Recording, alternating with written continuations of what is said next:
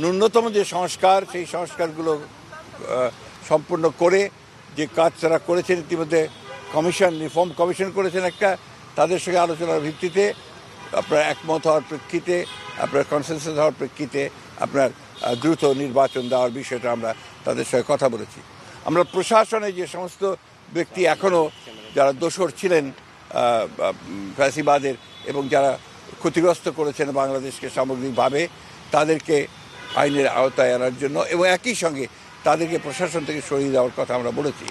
আমরা যারা অর্থনীতির ক্ষতি করেছে, লুট করেছে, যারা লুণ্ঠন করেছে, তাদেরকে আমরা আবারও ফিরিয়ে আনার জন্য, টাকা ফিরিয়ে আনার জন্য, একই সঙ্গে তাদেরকে আইনের আওতায় নিয়ে আসার জন্য আমরা সেটা দাবিগুলো করেছি।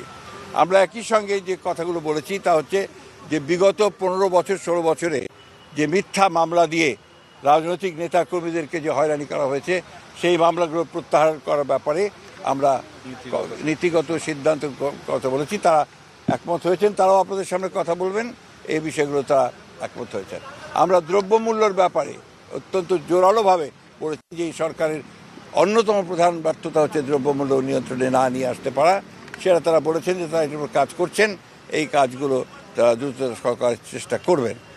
সব শেষে আমরা আপনার আইন শৃঙ্খলা পরিস্থিতির কথা বলেছি এবং একই সঙ্গে আমরা সব শেষে যে কথাটা বলা আবারও বলেছি যে আপনার এই একটা আপনার কী চলছিলেন অভিযান, সেই অভিযানটা হচ্ছে ডেভিল হান্ট।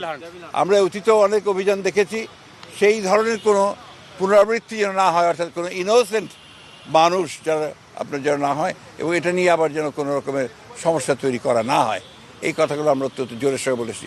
প্রধান উপদেষ্টা এবং তার সঙ্গে যারা ছিলেন তারা আমাদেরকে আশ্বস্ত করেছেন যে অতি দ্রুত তারা নির্বাচনের ব্যবস্থা করছেন এবং তিনি বলেওছেন যে ডিসেম্বরের মধ্যে তিনি নির্বাচনের ব্যবস্থা করার জন্য তারা কাজ করছেন।